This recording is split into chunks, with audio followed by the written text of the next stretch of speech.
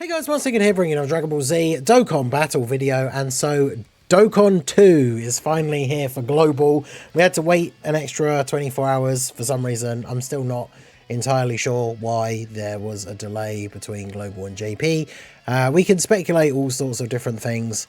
Obviously, as I said in the video yesterday, it's nothing worth getting in a big twist about, because you know, at the end of the day, the sync was always described with the wording that they used of being the release schedules being synced. In fact, in one of the producer letter things, they did very specifically mention that certain things would not be completely synced. And I think they did mention things like quality of life updates and stuff like that. So it's just one of those things. It is what it is. I think it's been an interesting ride, right? This video is just like day one of Dokkan 2 on Global, me checking it out, letting you know what I think. Obviously, I've not just loaded it up. And it's been an interesting sort of journey, I guess, in the space of, it's been less than one day. I will say that whilst I, wasn't hugely fast, I wasn't upset or anything like that it took an extra 24 hours to come out on Global. But I will say that, of course, seeing all the clips and screenshots and stuff of people posting on JP, it did kind of make me lose the excitement for it a little bit, to the point where obviously the maintenance was going on this morning until 8:30 a.m. UK, so I didn't do an early stream. But it's not like one of those things where I woke up and immediately grabbed my phone to download it and check it out, because I felt like I'd already seen quite a bit of it. Now, that being said, there's been quite a few things that did take me by surprise that I have thought were quite interesting. So we're basically just going to jump in. I've got no real structure for this video, just going to go over some thoughts, what I think so far of the new update, and just show some of it on screen. Obviously, make sure you let me know what you guys think down below in the comment section. Now, the big thing that surprised me straight away is obviously with them changing the in-battle UI, and a lot of the green, all of the green and the way the menus were laid out, all replaced by these new dark blue menus. I was wondering if they would change the entire theme of all of the menus and stuff like that, but obviously the scouter at the top remains exactly the same. I haven't actually gone onto my profile, so I don't know if that's any different. Obviously now we have the little Kid Goku on Nimbus loading icon instead of the Spirit Bomb one. But yeah, the profile screen seems to be exactly the same, still using this green format. However, one thing I didn't expect was the layout of the icons down the bottom here, and how these are now very different, differently shaped, differently laid out. And I actually do think that's a really cool touch. That's like a little thing that, even if they just done that as a little change, it's obviously not something that is completely necessary, but I think is actually cool. I think that looks very sleek at the bottom like that, so I quite like that. And then when we go ahead and jump into the menu, obviously the main menu part here looks exactly the same. Make sure you refresh your petan, make sure you do that, get some free stones and stuff. But then when we go into the event tab, this is the big one I know a lot of people were asking for. They've done a little bit of streamlining in the menu here, not a huge amount, but essentially the main thing is that they've now split the challenge tab, so that now we have this awakening tab, which has some story events with this one's interesting that this is in here and not in story. Oh no, wait, I'm getting it confused, that's why. This isn't the Diamond Story one, this is the event for the Goku and Glorio medals. So the awakening tab now has Extreme Z areas, the Prime Battle LRs, and then all of the Dokkan Fest events for farming awakening medals. So it's not quite completely specific as just the events with awakening medals, because obviously the Prime Battle LR events are in here as well. But that's an interesting separation that we now have for this awakening tab. And then the challenge tab is just the, I guess, quote unquote end game content, although obviously things like legendary Goku event and stuff like that now are not particularly difficult. But all the stuff that was end game content at one point, all the actual challenge events are now in here, and then all of the Dokkan events are in the Awakening tab. It's only a very minor change, but one thing I do like about that is if you pulled new units, especially when you think about the anniversary coming up, we're going to have these new LRs who, if they follow the same trend as the last few years, they're going to awaken with medals from their own new event, but they'll also awaken with older medals. And once we get the data download and we know what those are, then obviously for people who want to do that, you can pre-farm them. But there's nothing more annoying than when you've gone into like an old Dokkan event to get medals, and then you want to say go and do like a red zone stage or something because you've awakened a character, and you go into the challenge tab and you were all the way down the bottom at like a Dokkan event, and there was no button to jump to the top, so you had to scroll all the way up to the top to get to the actual difficult events. But now those are split between these two tabs, which I think is pretty cool. Nothing has changed really over here. The only thing I know, someone posted one of the intro things is slightly different. I don't know if it comes up when you're just going into the stage or if you have to actually go onto one of the higher levels. So we can go ahead and jump in here and see. There's like an extended bit. You can see here, right? We zip through the mountains a little bit. Slightly different to the previous version. Not really a huge amount. But now, of course, we can see all the different in-game UI. So we've got the enemy skills coming up. The bar at the top is obviously very different. This thing appearing that shows our characters. And a bunch of their symbols. Of course, mine's on auto. So... And now you can see here we've got a bunch of different things going on. So we're still able to click and hold over this to see the effects from the enemy. And then, of course, we've got some interesting symbols going on with here. Like, for example, Goku has type disadvantage against Boo. So he has the down arrow on his icon, which is interesting because obviously with the way we're used to seeing damage from the previous version, a downward arrow when a character is being hit is usually because they're guarding or have type advantage, but this is basically just an indicator for you as the player at the bottom that you're like the enemy you're attacking is disadvantaged, right, to you, which is interesting. And then obviously we have our in-game thing with all of the turns in battle, number of times being hit and all that sort of stuff, and then we have all these different extra ability icons now. And of course this update brings the new laid out passive information, which is a lot more easier to discern what's going on with each of these characters. Like Kid Buu, we can see has key and stat start of turn, additional super that has a chance to become a super, high chance to crit, and then 20% damage reduction. And then for every attack performed, attack and defense 40% up to 160, and then per Margin Power or Margin Buu Saga ally on the team, attack and defense 40% up to 120, damage reduction rate 10% up to 30. Before receiving 6 attacks, defense 100, damage reduction 20%. After receiving an attack, recover 20% HP at the end of the turn. For 3 turns from the entry turn, nullify unarmed super attacks. Starting from the 4th turn from the entry turn, great chance to nullify unarmed super attacks. So it's none of the info. I mean, Kid Buu's not an example of a character that had a really complicated passive before, but just it being laid out this way makes it so much easier to break down all these different things and like when they happen throughout the turn, right? Now, of course, we've got the bit at the bottom. We've got our new HP bars and the Dokkan bar. This is the thing that I'm still not quite used to. And the thing that does strike me strange straight away. We said about the home screen, the fact that they haven't changed any of the menu icons and any of that stuff from being green.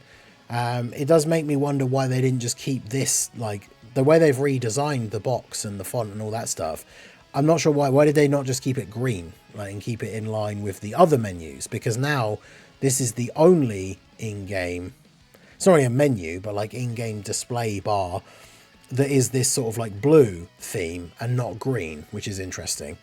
Now, of course, we have the next up down the bottom. We can click on that and it still shows us our full team. We have our item options, which obviously we don't have any selected at the moment. And then we have our menu screen at the top. Now, this is interesting because obviously, remember, the type wheel used to be just on the board. Like, you can still see it there, actually, but it doesn't have any of the wording or anything on it. It's interesting that it is still there and is in there. I feel like if they're going to put it in here, you might as well just take it off the main screen. But it also shows you can go to your items, which is interesting. I'm not sure why you would need to know this in the middle of a battle, like how many awakening medals you have, for example, because by the time you've picked an event and gone into the fight, it's kind of too late at that point. And then possessions, this is just like what you've picked up along the way in that stage, so you can see like if you quit or anything, those are the items you're going to lose. Then we still got the options menu, and then obviously abandon quest. Now, one thing, the orbs look very different. This is something I hadn't noticed on the previous... I hadn't really paid enough attention, I guess, to the previous clips or the previous screenshots. But the orbs have like an extra sort of effect to them now, with this white like pulsing outline. And when you select the orbs, I hadn't noticed this personally from the previous videos, the fact that the way they're collected now, they each sort of like shatter as it goes up the line of orbs, which I think looks pretty cool. There is that little second of delay, but I quite like the way that looks.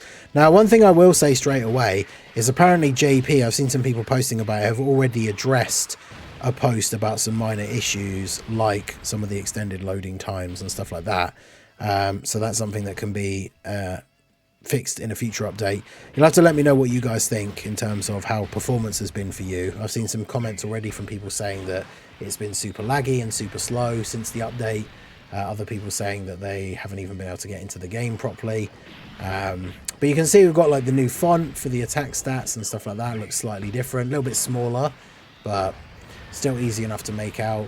We've got the new font for the damage numbers. I don't know if it's just me or if it is different. It feels like the damage numbers don't stay up on the screen for as long. So in terms of seeing exactly how much damage like you've done or how much you've taken, it doesn't stay up there for as long as before. I don't know if that's just me and it feels like it's faster. Not that you ever really need to know necessarily, I guess, because most people, I'm sure, when you're doing these events, most people watching it, you don't know exactly how much HP the boss has and are keeping track by the numbers of damage that you do, even though that's obviously information that we can look up on Dokkan info and stuff like that. I do it during the hard chat like event runs all the time and talk about it on the videos. So really you are mostly just paying attention to the HP bar at the top of the screen anyway, so it's not really a huge issue. But yeah, definitely I feel like the UI in-game, the one thing I do like about it is the fact that because it's smaller, it just feels like there is more stuff on the screen, like more stuff you can see. I do quite like that. The physical orbs definitely look, I feel like again, it could just be because they're brighter now. I feel like they look more yellow than they used to. I know they're still orange, but they look a bit more yellow than they did before. Little things like the damage font and all that kind of stuff. It's not like a change that I feel was absolutely necessary, but it does look quite nice. Like, it's quite sleek. And then, of course, there's the additional attack. It's interesting that we get the cut-in now, because it's like the cut-in is that you are doing an action, because obviously it happens when you dodge. But then we also get the extra, like, little cut-in where it then has the additional attack icon, which I think is interesting. So there we go. So KO. I do like this little thing as well. It's only, again, a minor visual touch, but once you've completed the stage, although it might not show it on an Easy A stage necessarily, yeah, it keeps the background of the event rather than just switching to that like green grid background. So I think that is pretty cool. Again, just a very minor visual touch that doesn't really make a huge amount of difference, but I think that's quite cool. Now, in terms of nitpicks, there's a couple of things that I know have been mentioned already by people before, and I believe, again, seeing a post yesterday, I think it was from Air Dokkan, was info dumping a load of stuff about the update and some feedback like from the JP side, that potentially the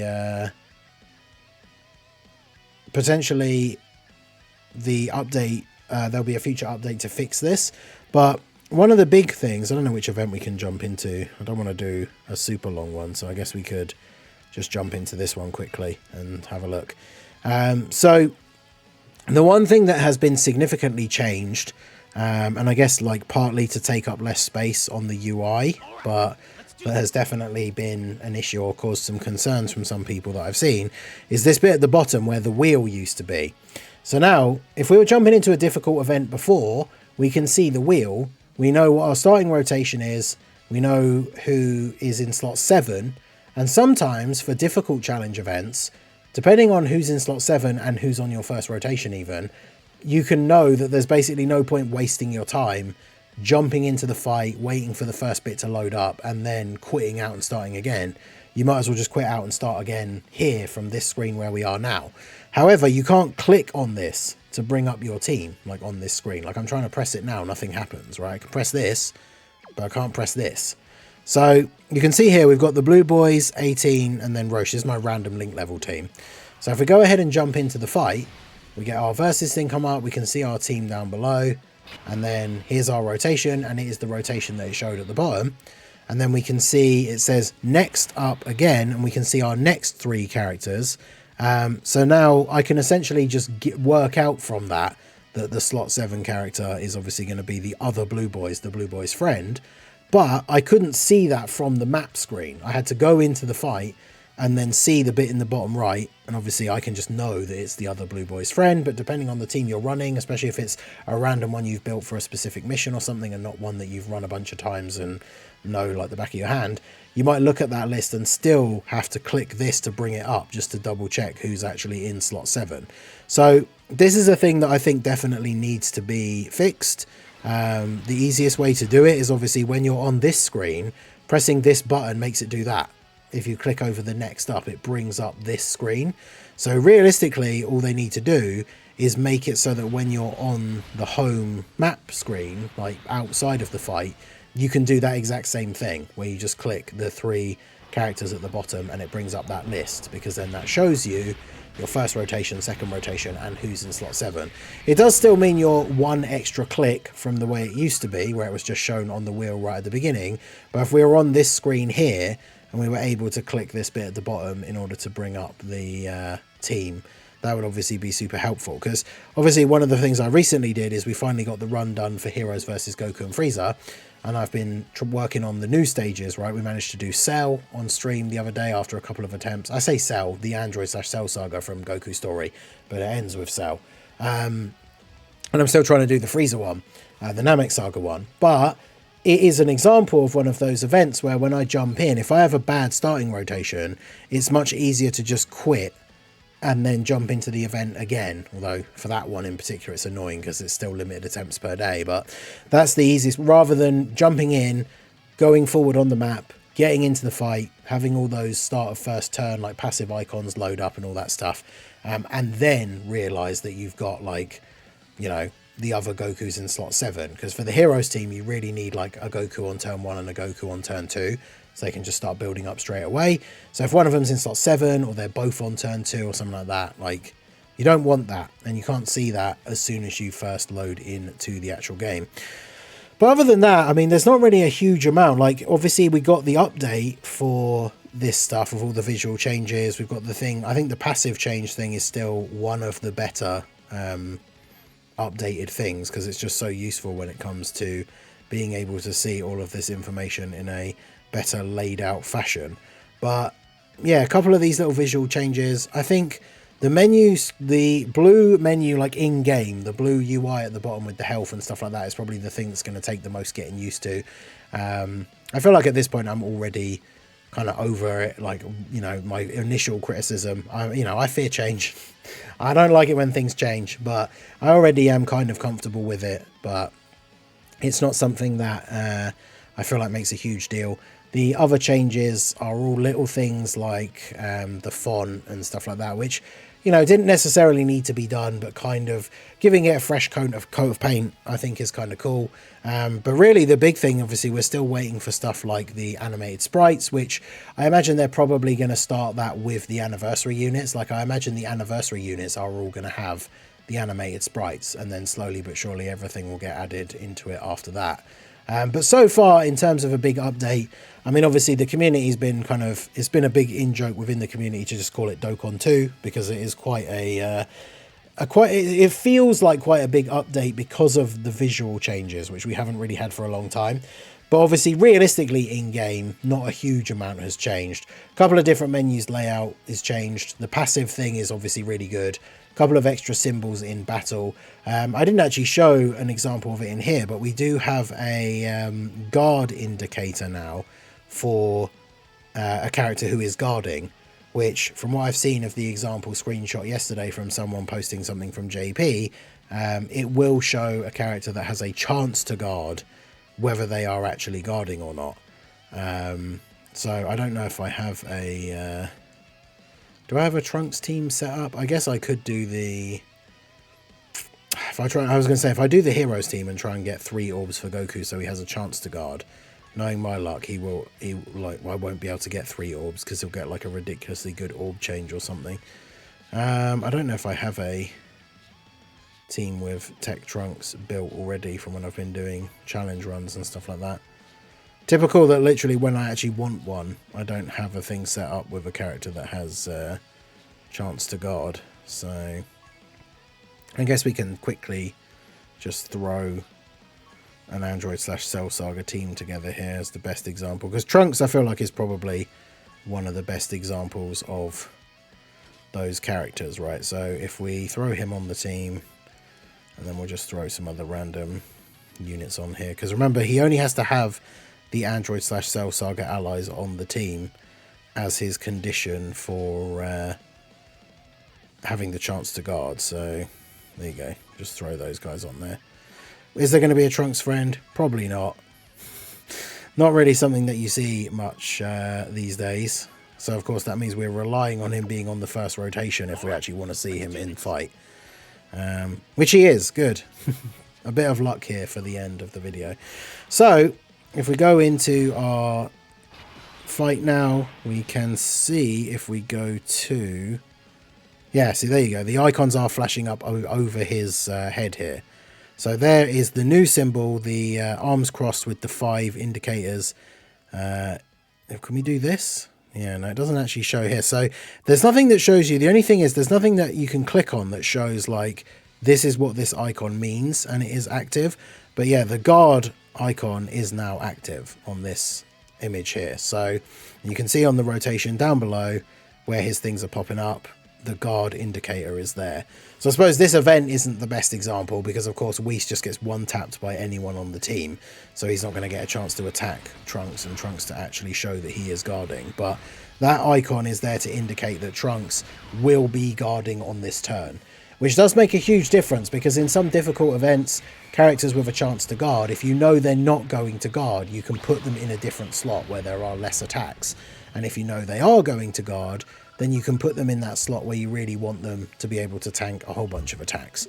So overall, day 1, Dokkan 2, like I say, it's not as huge a change as I think maybe we would have thought. The visual changes I feel like we will get used to a lot quicker than I maybe anticipated, because I feel like I have gotten used to some of them a lot quicker already. And really it is just a few of these little touches like the background, some of the way the like menus look, this new thing with the bottom menu like here on the home screen. There's some little touches that I think are just really nice. They weren't necessary, but they're just cool little visual updates. So I think overall I'd have to say definitely happy with the update so far. Obviously the anniversary is going to be kicking off properly in the next like 6 days. And yeah, everything's just looking great. Dokkan is going from strength to strength. Loads of updates coming, loads of content coming. And yeah, hopefully we can get some of the performance issues ironed out. Like I say, I know some people have been experiencing a lot slower loader times. And yeah, hopefully just the issue with the team wheel. That's kind of the only issue I have with this update that does feel like a step backwards from where we were, because you don't get that extra bit of information while you're on the map screen. But other than that, I mean, it's not a huge deal for most scenarios anyway, but it is nice to have that extra info. But let me know what you guys think down below in the comment section.